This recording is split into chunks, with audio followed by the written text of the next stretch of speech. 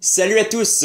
Si vous avez regardé la cérémonie des Oscars le 22 février, comme moi, eh bien vous savez que l'Oscar du meilleur film a été remporté par Birdman. Ou vous le savez tout simplement parce que vous avez vu le titre de la vidéo. Mais avant de m'attaquer en profondeur au film, je vais d'abord revenir sur les événements de la soirée. Après m'être fait chier pendant 1h30 en regardant le tapis rouge et les présentateurs complimenter les stars sur leurs robes, la cérémonie commença enfin. C'est Neil Patrick Harris qui anima la soirée. Honnêtement, je préférais Ellen DeGeneres l'année dernière. Parce que là, Harris, il nous a sorti des blagues pas trop réfléchies, malgré une intro plutôt cool.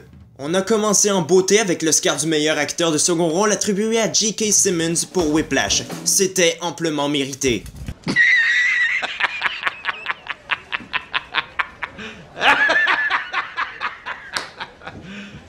You serious?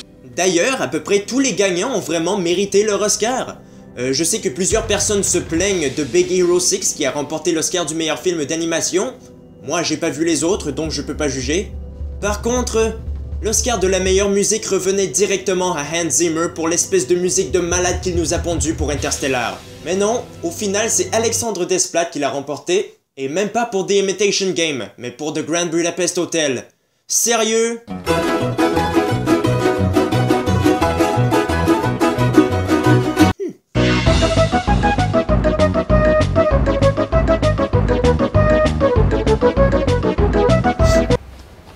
Not quite my tempo. Ouais, bonjour l'originalité, hein? Bref, on enchaîne par les moments les plus marquants.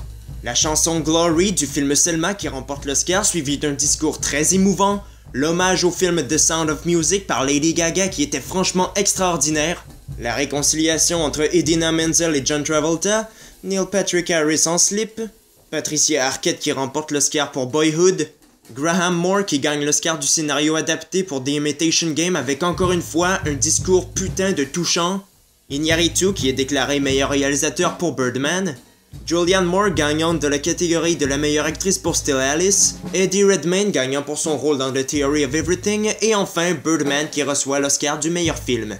Je vais commencer par dire que cette année, il y avait plus de bons films nominés dans cette catégorie que l'an dernier. Parmi les 8 nominés pour la catégorie de l'Oscar du meilleur film cette année, il y en avait 4 ou 5 qui le méritaient véritablement, et Birdman en faisait partie. Alors, qu'est-ce que ça raconte? Regan Thompson était jadis un acteur à succès, principalement connu pour son rôle de super-héros Birdman. Depuis qu'il a quitté son rôle, sa popularité a drastiquement chuté. Afin de regagner sa gloire, il tente donc de monter une pièce de théâtre adaptée de la nouvelle de Raymond Carver, Parlez-moi d'amour, ou What We Talk About When We Talk About Love. On suit ainsi le personnage passé par toutes sortes d'aventures à la fois improbables et amusantes. Même s'il n'était pas numéro 1 dans mon classement, je suis quand même content que ça soit Birdman qui ait remporté l'Oscar. Au début, avant de le voir, j'étais assez inquiet. Plusieurs personnes m'ont dit que c'était trop loufoque pour être bon. Et puis au final, cet aspect loufoque est très adéquat. Le fait qu'on nous présente Regan Thompson comme un homme doté de super pouvoirs est extrêmement utile au film. Il n'a pas vraiment ses pouvoirs, ça se passe dans sa tête, et c'est même parfaitement démontré dans le film.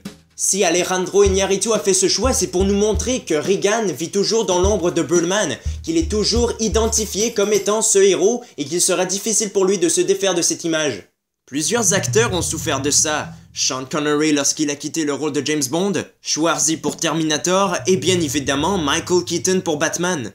C'est pas pour rien qu'Iñárritu l'a choisi. Effectivement, le personnage de Regan et son interprète Michael Keaton ont des parcours assez similaires. Keaton a connu un énorme succès en jouant Bruce Wayne, alias Batman, en 1989. Il reprend son rôle en 1992 pour la suite, mais il s'agira de son dernier. Le projet Batman 3 ne vit jamais le jour, ce qui donna à la place le trop sous-estimé Batman Forever.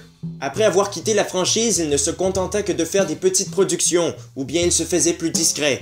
Il était toujours identifié comme étant Batman. Cette similitude entre les personnages et leurs acteurs est aussi valable pour Edward Norton, bien qu'il soit poussé à l'extrême. Le scénario nous plonge dans l'univers du show business avec une grande fluidité. L'obsession de Regan a toujours vouloir viser l'excellence est très bien gérée. Par la même occasion, on fait une critique des gros blockbusters hollywoodiens. Là où certains y voient carrément une insulte au public de ce genre de film, pour moi c'est tout le contraire. Les propos utilisés pour désigner les amateurs de ce genre de grosses productions à la Transformers peut effectivement paraître rude et choquante. Mais ça reste en parfaite concordance avec l'écho de Regan, Birdman. Alejandro González Iñárritu a amplement mérité l'Oscar du meilleur réalisateur. Son travail est simplement remarquable.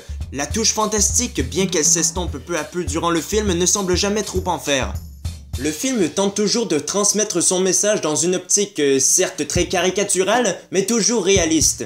Les thèmes de célébrité et de succès sont bien sûr mis en avant, mais on parle également de l'indifférence du public face à des œuvres plus complexes, plus intellectuelles et plus philosophiques. Et c'est vrai, le nombre de personnes qui m'ont dit ne pas avoir aimé Donnie Darko ou encore Interstellar simplement parce qu'ils n'avaient pas compris. Mais tout est expliqué dans ces films, suffit d'écouter, c'est sûr que si vous parlez pendant la majeure partie du film, vous comprendrez rien. Ce qui fait que la mise en scène de Birdman est si remarquable, c'est certainement grâce à cet effet de plan-séquence de malade. Grâce à plusieurs jeux de montage et des trucages numériques, le film nous paraît comme un long plan-séquence de 2 heures. Du coup, on a vraiment l'impression d'être avec les personnages, l'immersion en est grandement accentuée. Je dois aussi parler de la musique qui est juste superbe, des espèces de solos de batterie qui seraient parfaits pour le film Whiplash. Iñárritu a également démontré qu'il savait parfaitement diriger ses acteurs. En effet, c'est un grand retour pour Michael Keaton. Enfin, il retrouve son talent d'avant. Désolé, Robocop. Il est parfaitement calé pour interpréter le rôle de Regan. Et il en est de même pour Edward Norton. Un personnage, disons, excentrique qui n'hésite pas à faire connaître ses exigences en tant qu'acteur de renom.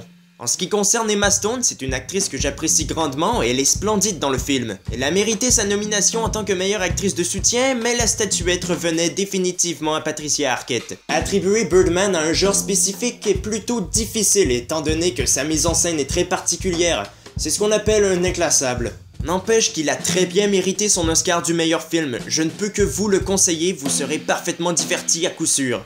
Et c'est ainsi que s'achève ma critique de Birdman en espérant qu'il vous aura plu. J'essaierai de faire la même chose l'an prochain pour la 88e cérémonie des Oscars. En attendant, rendez-vous pour un prochain épisode d'Horreur Critique. Laissez les commentaires puis abonnez-vous à la chaîne. Salut!